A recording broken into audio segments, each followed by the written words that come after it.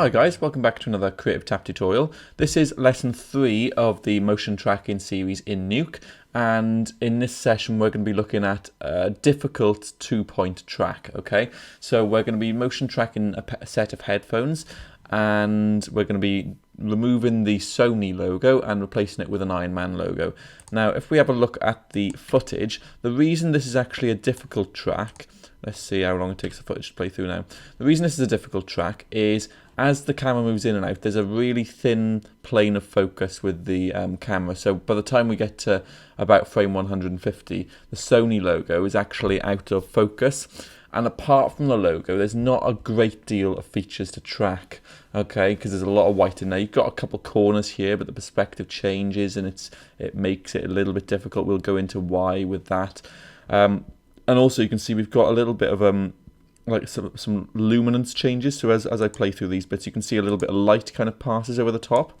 Okay, so it looks pretty simple for a track, but it's actually quite a tricky one. So we're going to be looking at generating a 2-point track, and also I'll make this footage available, and we're going to be looking at problem solving and troubleshooting our tracks. Okay, so we're going to dive on in. First thing that I'd want you to do, I'm going to make this footage available to you as an MP4 file via my Google Drive, because that's basically the sort of small file size and it's easy for you to download. So once you get that in, just write it out as a TIFF sequence. If you don't know how to export with a write node from Nuke, check out my tutorial on that. It's pretty simple. But yeah, export a TIFF sequence, and then we are going to be ready to track. So let's have a look at this tracker which I've got first of all. So let's just make sure this is set to 1. Also as well, make sure your project settings are set to 1920 by 1080 and 25 frames per second just by hitting S on the keyboard. Okay, cool. So let's dive on in. Let's have a look at my tracker first. So I've got 3 tracks in here. Track 1, track 2, and something called AVG track 1. And I'll explain what that is and I'll show you how to make them later. If we look at the errors, you can see I've got a greenish yellowish one. I've got quite a yellowish one here, so more errors in that one, and then the average track is completely green. If you don't actually know what these mean, you've got a traffic light system you can turn up at the top. Green says that there's a low error rate, and then red would state there's a higher, so it goes from green to red, obviously amber and yellow in the middle. Okay, so what we're going to do is we're going to start analysing this piece of footage, and we're going to kind of think about where we're going to track and how we're going to track it. So if I just turn proxy mode on for now and give it a play through, we'll then come back and we'll analyse the video together. Okay, so my footage is now previewed in. So just by analysing and looking through this footage, we can see by here the Sony logo is pretty much in focus, but by the time we get to here, we got some blur going on, okay? So essentially, Nuke is a pattern-based tracker, and it'll look for patterns. So that pattern, if we were to track that logo, that pattern has actually changed because it goes out of focus. So that's something we're going to have to bear in mind. We've also, like I said, we've got some light kind of coming across here. So we've got a change in luminosity because as well as patterns, Nuke bases its tracking off luminance. So if we were to go to the luminance channel, this is what it's basing, this is what it's using, okay? It's basically a grayscale version, and there's not a great deal of colour in here. So if I go back to here, actually, and show you the luminance, there you can see it's black and white now. Yeah, so we can see that as the light comes across, that's going to cause a few issues, okay? So it looks like a pretty simple track, but in fact it presents us with some difficulties. Now, we know that this is handheld. I mean, you can tell that's handheld. We go in closer towards the headphones here, so there's going to be some scaling. The headphones are going to get bigger, and there's also, because it's handheld, there's going to be an element of rotation in there. Okay, so you can see the logo is quite straight there, but here it's got more of an angle to it. So there's position, scale, and rotation in there. That's going to not necessarily cause us a problem, but we need at least 2 tracking points. Now, in terms of areas to track, logo is going to be one that we want to, because we want to remove the logo and replace something there. But we can kind of track this point up here, possibly. But you can see, you know, that point's very visible at the beginning. By the time we get around here, the perspectives change a little bit. It's cut it off a little bit because this bit of plastic sticks out a little bit more. It's not the best, and I'll show you why in more detail. But there's actually not a great deal of places to track. Some of these kind of like this little not by here we can track, maybe some of the contrasty areas by here we can. But because you want more than 2 tracking points, you don't want them on the S and the Y really, if you can avoid it. You want them far further away from each other to get to really accurately track that scale and rotation. You could have one on the S and one on the N, but it doesn't, they're not far enough away to really get a great deal of rotation data. Anyway, what we're going to do is we're going to dive on in and start doing some tracking. I've got a list of stuff here which we're going to work through. So if we just go ahead and create a tracker and link that up here, I think the first point I'm going to want to track on the letters. So I'm going to come to a frame where everything's pretty much in focus. I think frame 50 will do. So coming into the settings, I think I've gone through this in a previous video, but you've got something called snap to markers, so blobs and corners. Okay, so if you use this, I'm going to go and get my add track button, and as I click, you'll see that a green circle is saying jump to here, jump to here. This is a good place to track.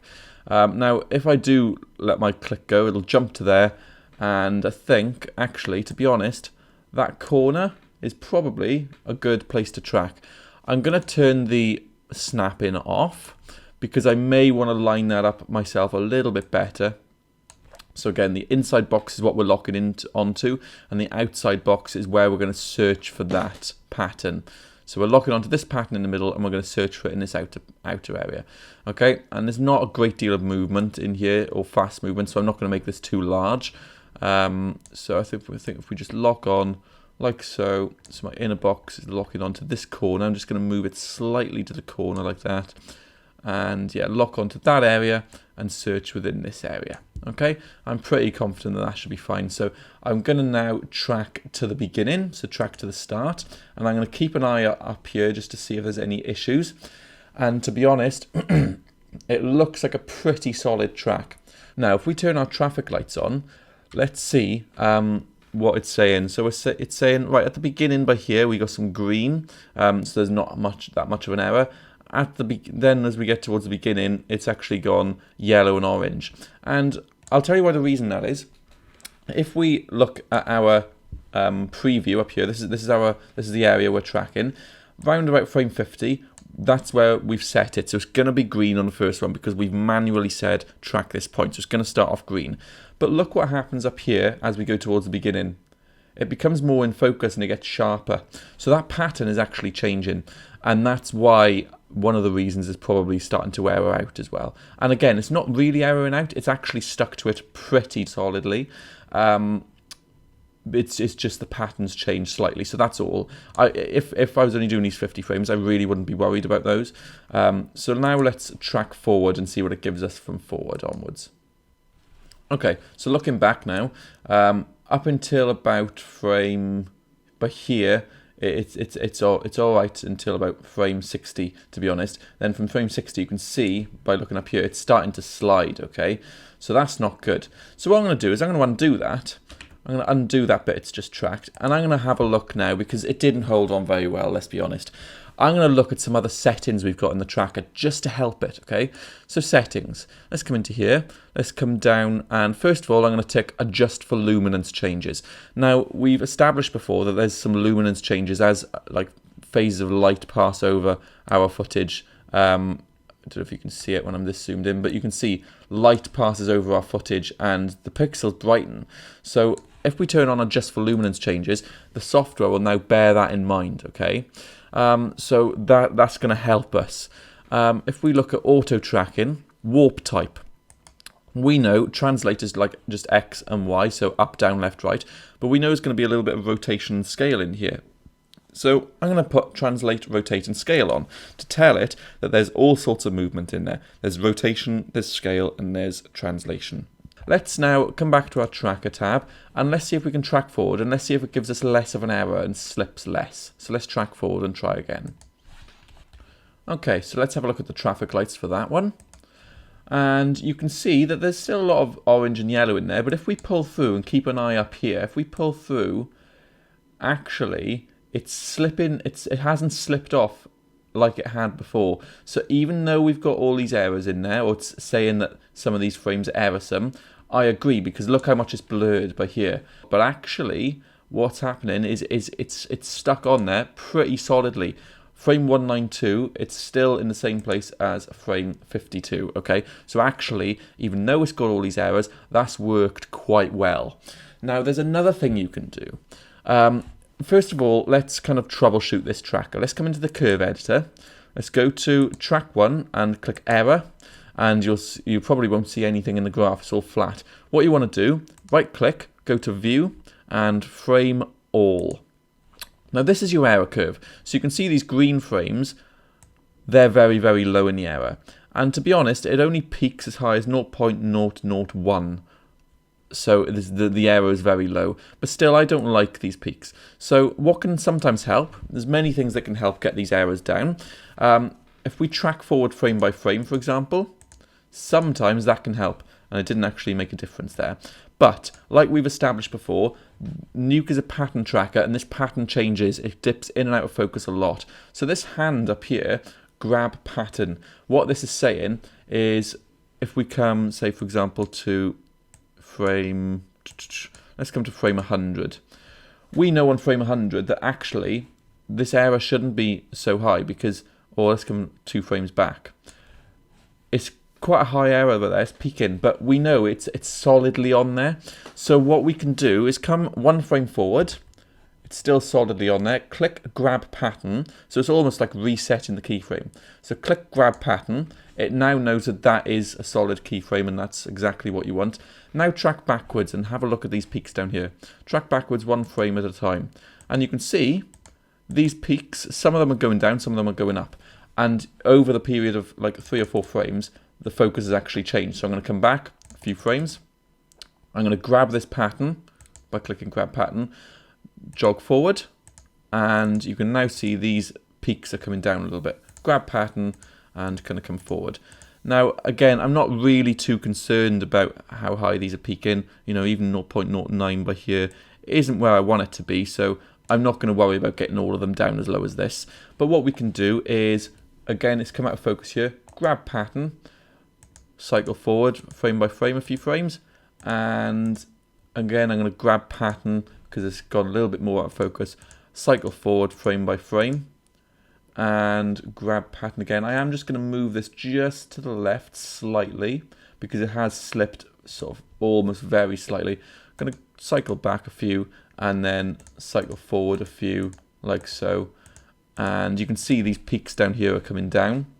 I'm going to grab the pattern again and sort of cycle forward. Make sure if you are grabbing the pattern, make sure that it is actually where you want it. If it has slipped, then move it. And I did move mine very slightly because it slipped slightly. But you can see as I track forward now, frame by frame, these peaks are lowering. And I want to grab pattern because it's coming a little bit back into focus. And it's still where I want it to be. Yeah, it's still sticking there. Grab pattern again maybe. And keep cycling forward. And it's now coming back into focus even more, so grab pattern again, grab pattern and cycle forward, grab pattern, cycle forward frame by frame. And you can see that what I've done is I've lowered those errors, and I could kind of come back to here and yeah, grab pattern is very in focus there, so grab pattern, come forward and come backwards a few frames, and yeah, you can keep on doing that. But to be honest, as long as I know when I scrub through that this is holding on, it's blurring and the pattern changes, but it is holding on. Maybe by here it could come back a touch just into that corner, come forward a few, and maybe come back a few frames. But yeah, that's basically a good way of balancing out your tracker. So let's quickly check this. If we go to transform and stabilize 1 point, so it's gonna, because we've only got 1 tracker point, what it's gonna do is it's gonna stabilize, not the rotation and the scale, because we've only got 1 point so far. It's gonna stabilize just around that, okay? So if I click play to play forward, if you hold your mouse where you've tracked, the footage shouldn't slip from that point. So I'll let mine preview in and then I'll get you guys back in the loop. Okay, so mine's now previewed in. If I hold my mouse where that corner of the N is, I am pretty solid that in terms of translation, not rotation and scale because we've only got 1 point, but in terms of translation, my footage is got a pretty solid track there. Okay, so track 1 I'm pretty comfortable with, even though if we turn the traffic lights on, and let's just, even though if we turn the traffic lights on, there's still quite a lot of red and oranges in there, but that doesn't necessarily mean it's a bad track. Okay, so bear that in mind. And you can still see, if you look up here, you can see there is a little bit of wobble when it comes to sort of around this area in the middle. So yeah, there is, let's just stop now. There is work you could do by here as it kind of moves around. But to be honest, that is a fairly solid track. And you could carry on like coming through and doing that process that I showed you to get these peaks down, and it would help the track be solider. So if you wanted to, you could just kind of cycle through. Where does it kind of slip? Maybe round about there. Just move it a little bit better. Grab pattern, kind of track through frame by frame. But again, it's going to have some sort of some element of wobble to it, due to the fact that you've got so much motion blur and sort of out of focusness. Out of focusness. Don't even know if that's a word. Anyway, I'm pretty happy with that. So I'm going to come along to my next tracking point. So we've got that one, tracker 1. I'm now going to add another track. So having gone through this shot before, I know a good place to track is probably this little bit down here. So this will be the second of 3 trackers that we do. So I'm going to come for this one and just move my points, move my squares like that. Now we're going to look at new settings. So in settings, make sure adjust for luminance changes is on, translation, rotate and scale is on, and look at pattern grab behavior. What you can say, if you click every frame, what the software is going to do is every single frame that it tracks, it's going to re-grab that pattern, okay? So that can be one way to go, but if it does slip, then you know it's going to re-grab the slipped frame every single time. So it's maybe not the best. You've also got something called if error above. So if the error is above 0.01, it'll re-grab the pattern. So I'm going to lower this down even more. So I'm going to say if the error is above 0.05, so then I want you to re-grab, okay? So let's do our track. So from frame 105, let's track forward. And now I've tracked forward, let's track backwards. Now, I'd expect this track to have worked a little bit better because I've told it in the settings, grab the pattern if the error is above 0.05. So I'd expect this to come in a little bit better. So if we kind of just look up here for now and scrub through, you can see that actually that is a pretty solid stick. It does jump around a little bit around the middle, so we can kind of have a look at that. And then as we come around here, yeah, you can argue it kind of jumps a little bit, but there. And then as we come into blur, it's actually hard to tell, but it's got a little bit, loses it a little bit, but there. So we can kind of come in and we can have a look at this, okay? So again, let's come into the curve editor. We can see we've got a big spike by there. I don't like how big that spike is. So let's make sure that we are viewing the error. Yeah, track 2 error. So this one is really peaked above 0.015.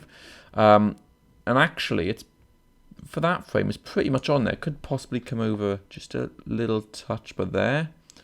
And you can see as I've moved that to where I say it is, it jumps right down to absolute 0 because I've told it where it is. So let's maybe track backwards a few frames. And it's actually jumped up a little bit. So let's track forward. Yeah, it's jumping all over the place. Let's grab the pattern, go backwards, grab the pattern, go backwards, grab the pattern, go backwards. Even though it's jumping up to there and saying the error is quite high, I'm actually quite comfortable where it is. So again, sometimes I do kind of ignore this, but I do like to check out all the peaks. So come into here. Actually, if we look, we've got a peak by there, and if we come back, you can see it does jump a little bit. So I'm just gonna move it just a touch like that. So, and actually what I'm going to do is I'm just going to grab the pattern, and I'm going to track forward a few frames. And as I come through, yeah, I could move up just a touch. But yeah, it's very minute. So yeah, I'm quite happy with that. As we come forward, it's sticking, jumps at this frame, it jumps to the left a bit. So I'm going to come back, grab the pattern, track forward. And yeah, that's kind of fixing that. Let's come back and see this frame by here. So we've got a little bit of a jump. So what I'm going to do is I'm going to grab pattern, and I'm just going to retrack these frames. And grab pattern and track backwards. Okay, and that's working for me. Okay, fine. And yeah, I'm pretty much comfortable with these. What we can do is we could have also tried, if you weren't happy with that, pattern grab behavior on every frame. Or you can do every n frames. Every n frames basically means every 4 frames. And you can basically trial and error it, okay? But I know I'm pretty happy with my track 2 so far. What we can now do is we can turn on translation, rotation, and scale for both of them, okay? And then if we go to transform, change it to stabilize, not stabilize 1 point, because we've got 2. You can now stabilize around the translation, rotation, and scale. So I'm going to preview mine in, and then you can see it's already started to rotate it slightly. So I'm going to preview mine in, and then we'll come back and we'll have a little chat about it. Okay, so I've let mine play through. So you can see now that we're stabilizing around this point. As I hold my mouse on now, we're stabilizing around the point. It's a bit of a weird one. To check rotation, what I sometimes actually often do is I get a ruler and I put it against my screen. You can't see that I'm doing it, but I put it against my screen so I can see that if I'm putting it alongside the side of the logo, the word Sony, I can see if there's any slippage there. And I can see there is a little bit of slippage in the rotation in mine. And what you can now you can combat this quite a few ways. You can probably tell there's a little bit of the rotation slips a little bit. We turn the overlay off. If we come to frame 1, you can see there's a little bit of an angle down there, and if we come to frame 192, it's quite a bit straighter. So there's quite a few things we can do to get around this. So I'm going to make a new tracker, so I'm going to give it a third tracker first of all. Now this third tracker I'm going to do is a new technique, okay? I'm going to come to frame 50, and I'm going to get my, turn my settings on for the blobs, and I'm going to go right, I'm going to turn my add tracker on, turn my overlay on, and I'm going to click in and drag around until it says this, until it jumps to a place. So it's jump into a green circle over here. I'm going to click one. I'm going to do another one. I'm going to do another one by here. I'm going to do another one. Let's jump and see if there's any around here. It's saying that one might be good. I'm going to do one on the Y, and let's see, is there any more? I'm going to do one by here. So I've got probably about 9 trackers. I'm going to turn blobs off, and I'm going to set one or two of my own. Or do I need to? I think I probably, I think I probably got enough there. Maybe let's do the O as well.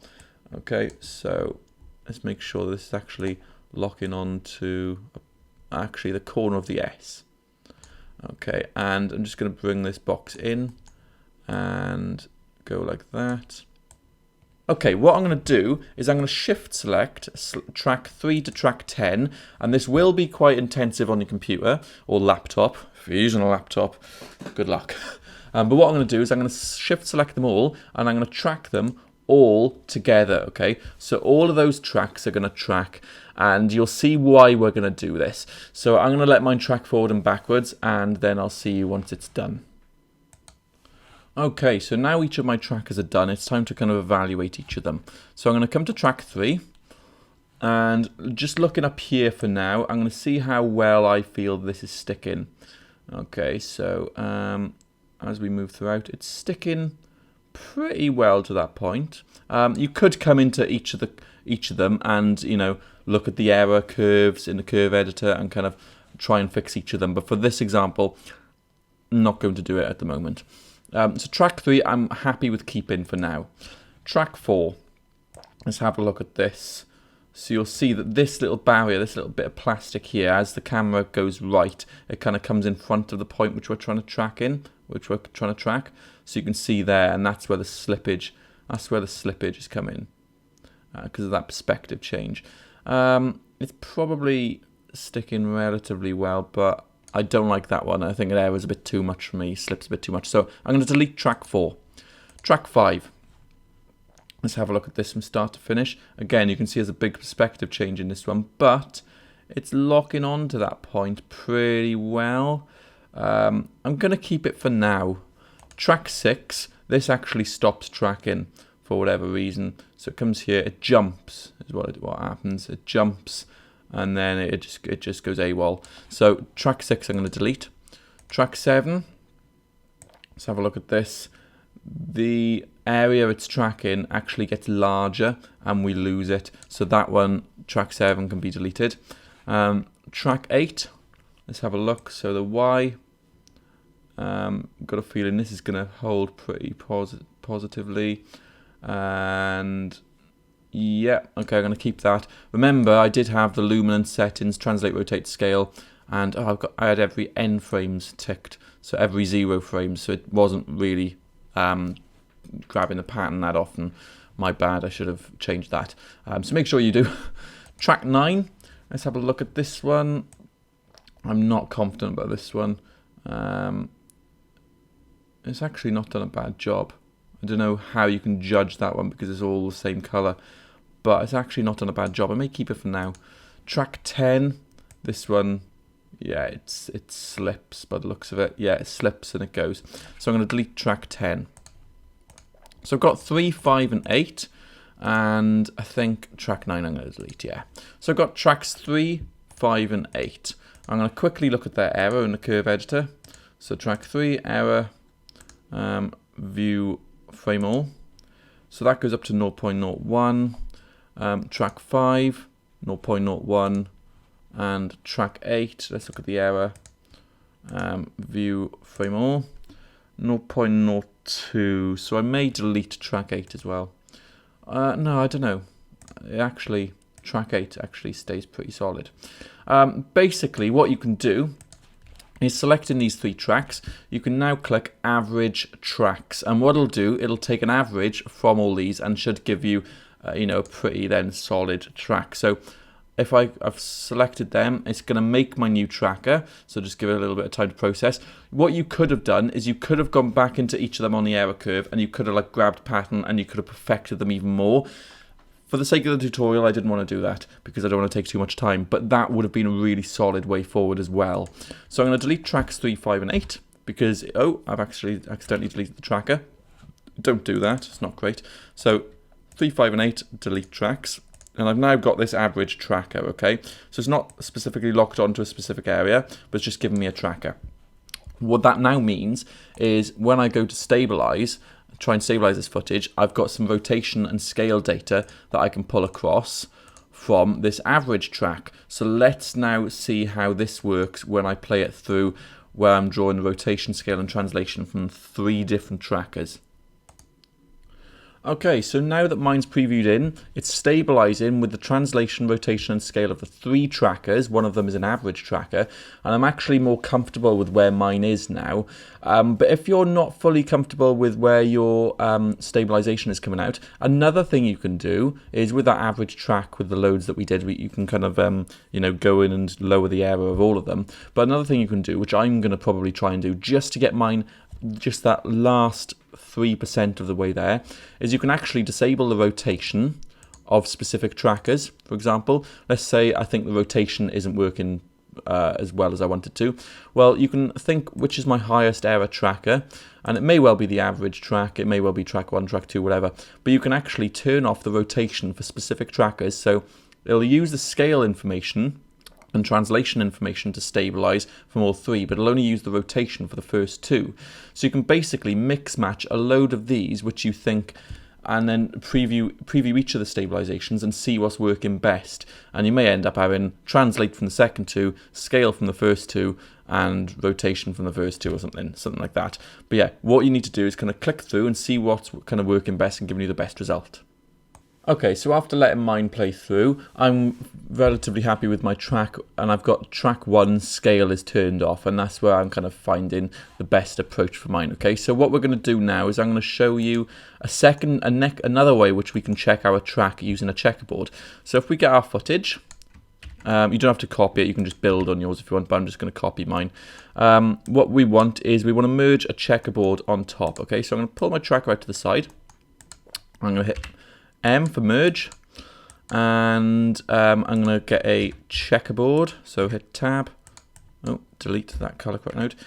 Tab, and then type checkerboard and put your checkerboard over B. Okay, let's view this now. And what we want to do is we want to put a transform node under our checkerboard. Come to frame, well, I'm going to do it on frame 50. Scale down our checkerboard. Something like that. 0.15, let's start with. I'm going to turn my overlay on so I can use this little gizmo to kind of come in, rotate it around, and then I'm going to scale up slightly just so it kind of meets the corners so we can then see if there's any slippage. So meet the corners like so. I think that's kind of going to be maybe 1.32, yeah, 1.32, something like that. So I've got a checkerboard on there. What you want to do now is come into your tracker, note that we've matched this up on frame 50. Come into the tracker, come into the transform. Your reference frame needs to be frame 50 because that's where we matched up our checkerboard. So change this to 50. Make sure that your transform, you're not in stabilized mode anymore. Just click that to none. So frame 50, set that to none. Come out of your tracker, come to export, and you've got transform match move or match move baked. Now I have in previous tutorials explained the difference to these. Match move, basically if you click create, it's now linked. Your match move is now linked to your tracker. I accidentally moved the wrong one then. Linked to your tracker. So if we make any updates to this tracker, if we turn scale back on, the scale parameters in the match move will be updated because it's linked. Whereas if we go match move baked, click create, this one now, this match move, any changes we make inside our tracker node don't get updated on here, but this one does. So I think I'll use the linked one for now, because if it starts to slip, we can see if disabling the scale or rotation on other ones help it, okay? So I'll use the linked one for now. So now what we want to do, hit Q to turn our overlay off. We want to have a look, preview, play this through, and see if our checkerboard matches the movement of the shot, okay? So I'll pause as I play mine through. Okay, I've had a little play around with mine, trialing out different solutions. I'm pretty happy with how my checkerboard is now tracking on there, so that's my little check done. But yeah, just play around with yours and disable, re-enable different ones just to see what kind of works best for you. So I know that that's going to work for me. So the final part is now add in our logo, whatever the logo you want to be. I actually have a tutorial on how to make an Iron Man kind of logo like this. It's an Adobe Illustrator tutorial. This isn't actually a royalty-free PNG, which I got from the internet, so I'll put the link in there as well. But I actually have a tutorial on how to make a logo very, very, very similar to this.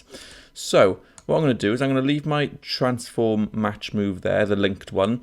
The transform the checkerboard I'm going to delete, okay? Because I know they're working. But this match move, this link to the tracker, that can stay there because whatever we put in which will be this logo, it'll need this, okay? So if you import your logo, I've got mine here, you can place A on top of B, and let's see what we're kind of, let's see what results we get. Yeah, it's a little bit weird. So what you want to do first and foremost is I'm going to add just after my logo a reformat node.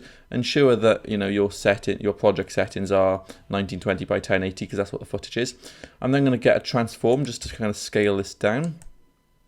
So we can just start scaling down like that, and then we can start to see where this lines up. So remember now, what was our tracker reference frame set to? 50. So we need to line this logo up on frame 50, okay? That's really important. So transform, let's turn our overlay on. Let's have this rotated around something like that. So yeah, is that lining up? Probably a little bit more rotation, something like that. Okay, and then we can probably scale down to like 0.07, something like that. Okay, move it into position. I'm then going to get a pre-mult because if you look, we've got a alpha channel within this PNG. Again, the link to this PNG will be in the description. No idea what I just did. Hit tab, type pre-mult, drag a pre-multiplication node in there. So once you've added your pre-mult node in there, you should have something that looks like this. I'm then just going to chuck a grade node in here. I want to change the color of this. So my grade node, I'm going to go to the gain, click the color wheel, and let's take some of the green out and take some of the blue out as well a little bit, and just darken this overall just down to about there.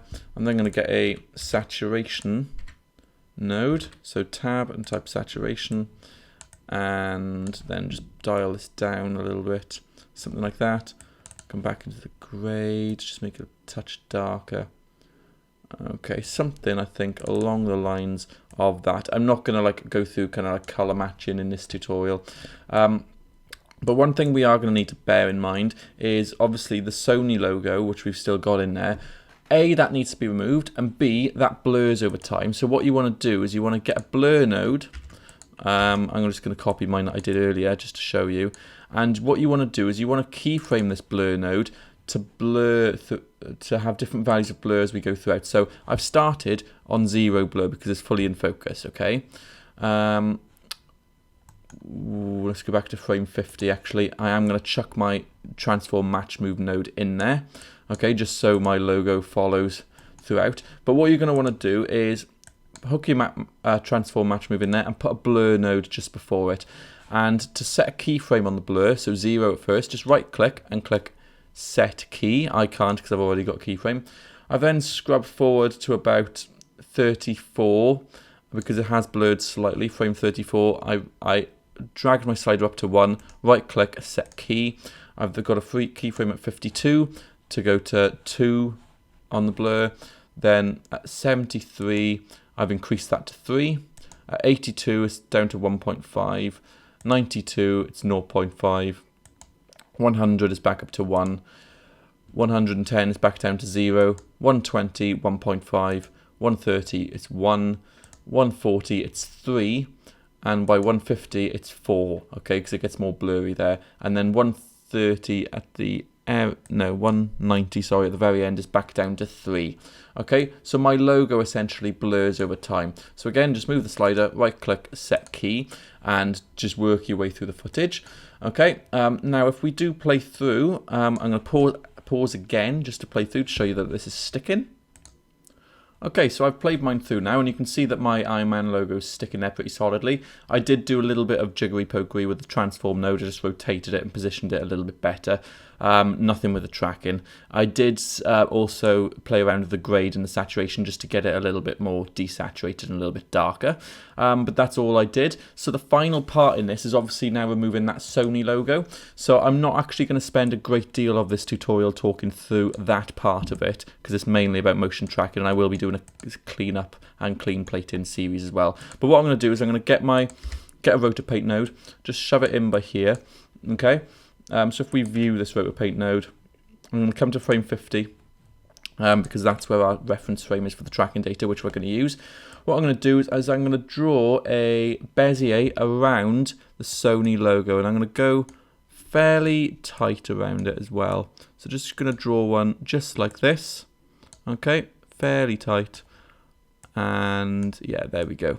What I'm going to do is I'm going to set the source to background, and I know that I can get my clone settings, and I can start cloning, or control click to move this gizmo, and then if you just move it without control click, you can basically get a different area of the footage to kind of, you know, fall within there, okay? So if I just reset the zeros on this, what I'm going to do is I'm going to try and pick a bit from up here because light goes across it sort of horizontally. So I'm going to try my best. Again, I would spend a lot more time doing the cleanup had this been a cleanup tutorial. But I'm going to go with that. I'm going to get the shape. I'm going to feather it by about 6 pixels, or let's go 4 pixels, something like that, okay? And then my clone, just bring us down just a touch, like so. Okay, what I want to do is this bezier by here, I want to go to the transform node, okay? Make sure you're on frame 50, which is your reference frame in your tracker. I'm going to control double click my tracker to open it up on the side, and I'm going to double click my rotor paint node. What I want to do is I want to make sure my transform is set to match move, and then with my bezier selected in the transform, I'm going to control click and drag my translate data across. my rotate data across and drag it on there, and control click and drag my scale data across from here. And what's going to happen as we go through frame by frame is turn the roto paint back on. You can see that this roto shape now, because it's got the same transform data as our tracker when we put it into match move, you can see that as we go through frame by frame, the translation, rotation, and scale is going to be the same, okay? And it's going to basically move that bezier along and pin it in, okay? So as you scroll through, you may get little glitches if we turn our all our overlays off. You can see that the edges don't match up perfectly because we've got this light coming across. So what you can do there, you'll see that's a good example. What you can do is in the clone, you can set a keyframe, come forward a bunch of frames. This wouldn't be the way I'd normally do it, but it's stuck quite well there, so I'm just going to set another key, come forward a bunch of frames, so okay, come forward to like frame 90 or something, a few back. I'm going to set a key, and I'm going to come forward about another frame 100, for example, and you can see this not lining up. So you can try and feather it, but what you can also do is turn your overlay on, control click to move this without altering it, and then just move it like so, and you can just find a new area to source, and that's, again, if you turn it all off, you can see that it is going to give you some sort of problems.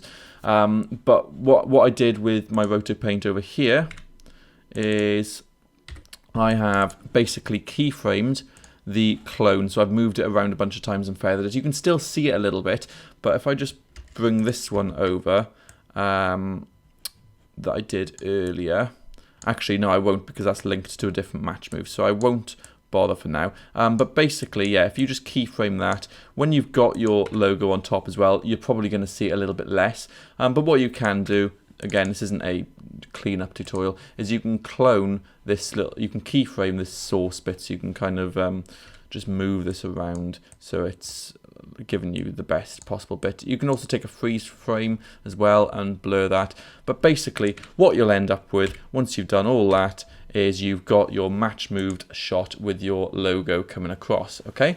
So, got there in the end. I hope I covered enough there for you just to kind of problem solve some tracking issues in the future. I hope you guys enjoyed that. I hope you learned stuff from that. If you did, leave a comment, a like, subscribe for more content. I've got loads more motion tracking tutorials coming up, which may well have been uploaded by the time you view this. But yeah, check out our other tutorials, and cheers. Hopefully see you again soon.